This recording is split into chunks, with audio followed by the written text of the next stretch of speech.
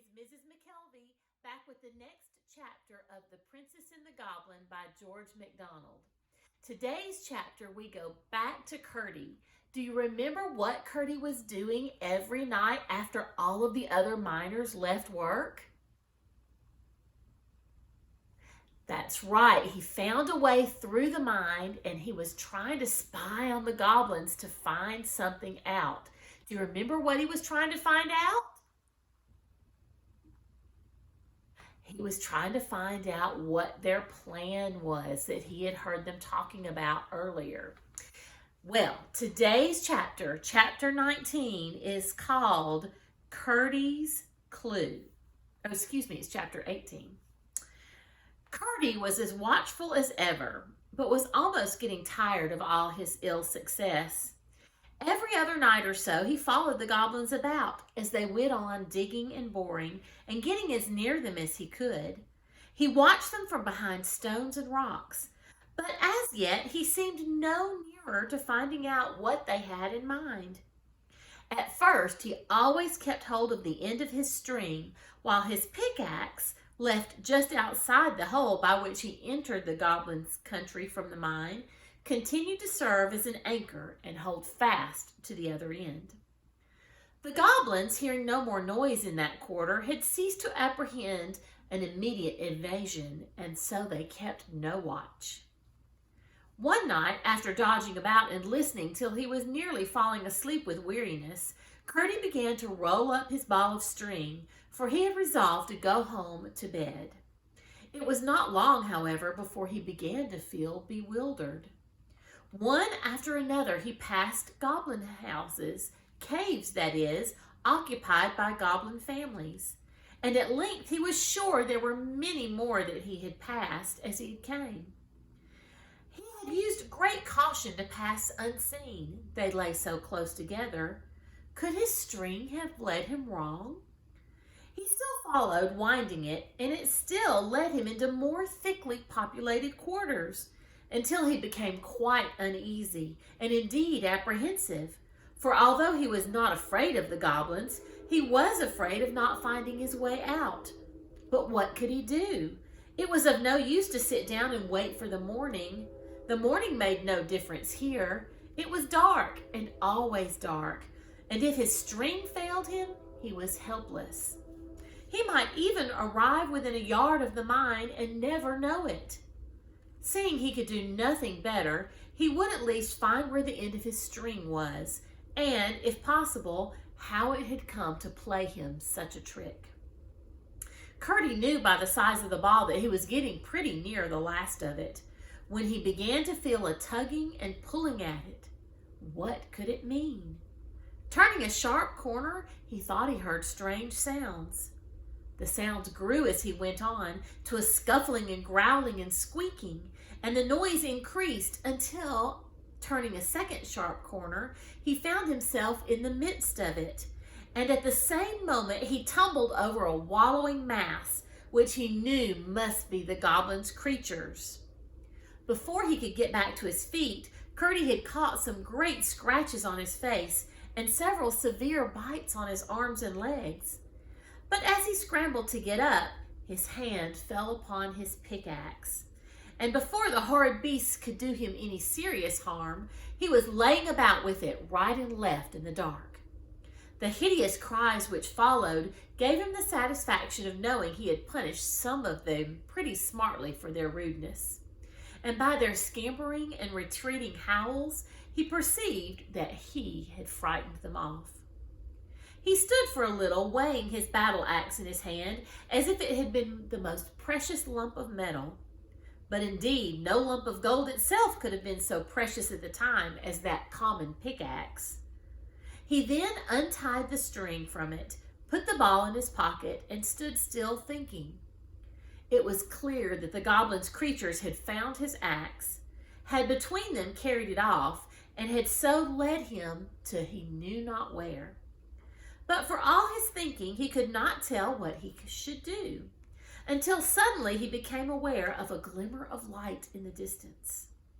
Without a moment's hesitation, he set out for it, as fast as the unknown and rugged way would permit. Yet again, turning a corner, led by the dim light, he spied something quite new in his experience of the underground regions. A small, irregular shape of something shining.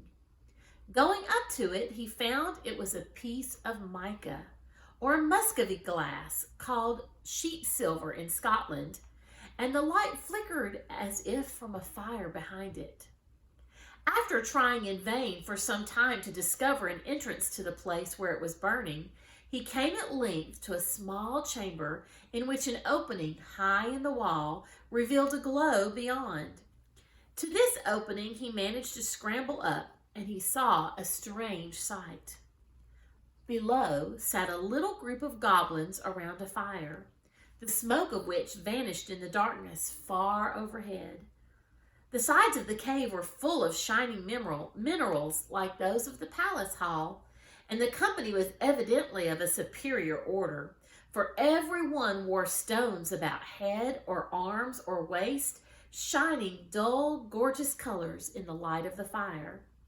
Nor had Currie looked long before he recognized the king himself and found that he had made his way into the inner apartment of the royal family. He had never had such a good chance of hearing a plan. He crept through the hole as softly as he could, scrambled a good way down the wall toward them without attracting attention, and then sat down and listened. The king, evidently the queen, and probably the crown prince and the prime minister were talking together. He was sure of the queen by her shoes, for as she warmed her feet by the fire, he saw them quite plainly. "That will be fun," said the one he took for the crown prince. It was the first whole sentence he heard. "I don't see why you should think it such a grand affair," said his stepmother, tossing her head backward. "You must remember my spouse," interposed his majesty, as if making an excuse for his son. "He has got the same blood in him. His mother—" "Don't talk to me about his mother. You positively encourage his unnatural fancies. Whatever belongs to that mother ought to be cut out of him." "You forget yourself, dear," said the king.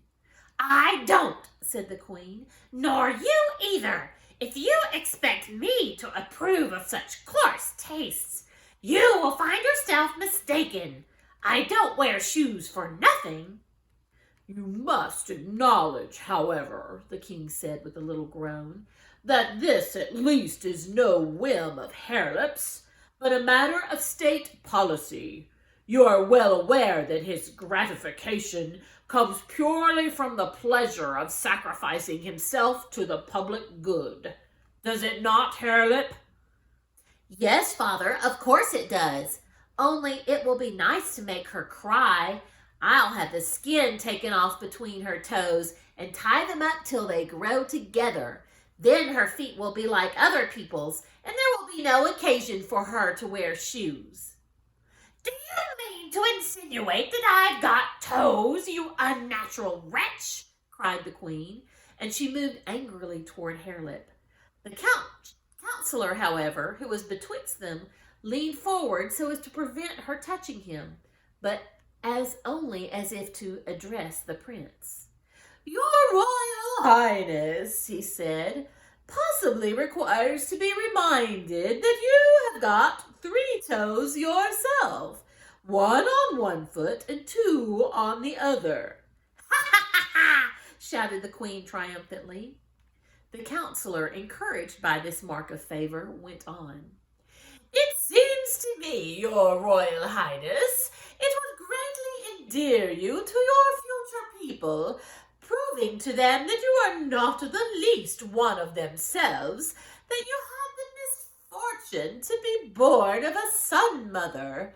If you were to command upon yourself the comparatively slight operation which, in a more extended form, you so wisely mediate with regard to your future princess." "Ha!" laughed the queen louder than before, and the king and the minister joined in the laugh. Harelip growled, and for a few moments the others continued to express their enjoyment of his discomfiture. The queen was the only one Currie could see with any distinctness. She sat sideways to him, and the light of the fire shone full upon her face. He would not consider her handsome. Her nose was certainly broader at the end than its extreme length, and her eyes, instead of being horizontal, were set up like two perpendicular eggs, one on the broad, the other on the small end. Her mouth was no bigger than a small buttonhole until she laughed, when it stretched from ear to ear. Only, to be sure, her ears were very nearly in the middle of her cheeks. Anxious to hear everything they might say, Currie ventured to slide down a smooth part of the rock just under him, to a projection below, upon he thought to rest. But whether or not he was careful enough, or whether the projection gave way, down he came with a rush on the floor of the cavern, bringing with him a great rumbling shower of stones.